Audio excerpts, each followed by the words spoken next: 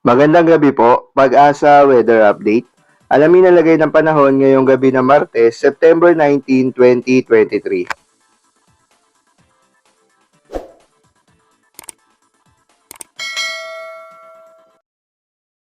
Update muna tayo sa lagay na ating panahon ngayong araw ng Tuesday, September 19, 2023. Sa kasalukuyan ay itong Intertropical Convergence Zone o ITCZ patuloy pa rin yung epekto sa Mindanao area. Kaya asahan natin na dito sa may Zamboanga Peninsula, sa may Barm, Soxargen, gayon din sa may Davao Oriental at Davao Occidental, yung maulap na papawirin na may mga kalat-kalat na pag-ulan, pagkidlat at pagkulog. Kaya yung ating mga kababayan na noong mga nakaraang araw pa nakakaranas ng mga moderate to heavy rains ay pinag-iingat natin sa banta ng pagbaha at pagguho ng lupa. Dito naman sa Metro Manila at sa nalalabing bahagi ng ating bansa, asahan natin yung partly cloudy to cloudy skies na may mga isolated rain showers or thunderstorms. Yung ating mga Regional Services Division maglalabas ng rainfall advisory, thunderstorm advisory o di kaya heavy rainfall warning kung kinakailangan. And also, wala rin naman tayong minomonitor na low pressure area sa loob or malapit sa ating Philippine Area of Responsibility pero hindi natin tinatanggal yung possibility na may mabuong low pressure area over the weekend or bago mag-weekend. Para naman sa lagay ng panahon sa Metro Manila and also sa may buong Luzon, asahan natin partly cloudy to cloudy skies. May mga isolated rain showers or thunderstorms pa rin tayo. Agwat ang temperatura sa Metro Manila, 24 to 33 degrees Celsius. Sa may Kalayaan Islands at Puerto Princesa, 25 to 33 degrees Celsius. Sa may Baguio naman ay 18 to 24 degrees Celsius. Sa Tuguegarao ay 26 to 35 degrees Celsius. Sa Baylawag, 26 to 31 degrees Celsius.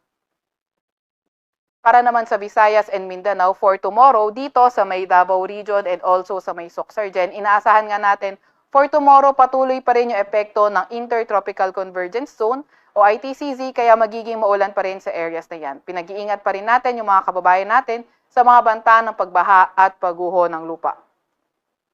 Sa Visayas area naman and also sa nalalabing bahagi ng Mindanao, inaasahan natin yung partly cloudy to cloudy skies na with isolated rain showers or thunderstorms. Agwat ang temperatura sa may Iloilo, sa may Cebu at sa Davao maglalaro from 25 to 32 degrees Celsius. Sa may Zamboanga naman ay 25 to 33 degrees Celsius, Cagayan de Oro 24 to 31 degrees Celsius at sa may Tacloban ay 26 to 33 degrees Celsius. Wala naman tayong nakataas na gale warning sa kahit na anong baybay na ating bansa. Malaya pa rin mga kapamalaot yung mga kabayan nating mahingisda, pati na rin yung may mga maliliit na sasakyang pandagat.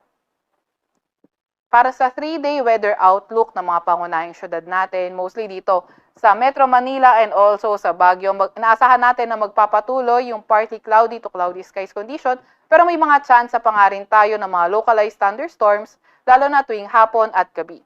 Sa Metro Manila, agwat ang temperatura sa susunod na 3 araw maglalaro from 24 to 33 degrees Celsius. Dito naman sa Baguio, 17 to 24 degrees Celsius.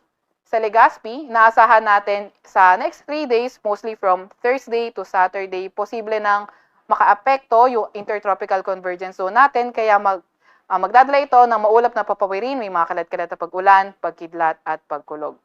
Agwat ang temperatura sa Legazpi City, 25 to 32 degrees Celsius.